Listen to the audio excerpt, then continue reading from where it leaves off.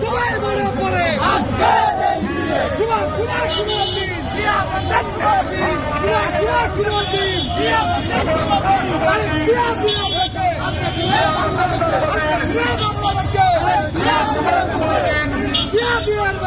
আমাদের সম্পাদক জনাব আজহার মিয়া, আমাদের মাঝে উপস্থিত হয়েছেন জিয়ামান কেন্দ্রীয় কমিটির সহ সাংগঠনিক সম্পাদক জনাব হুমায়ুন কবির আজাদ ভাই।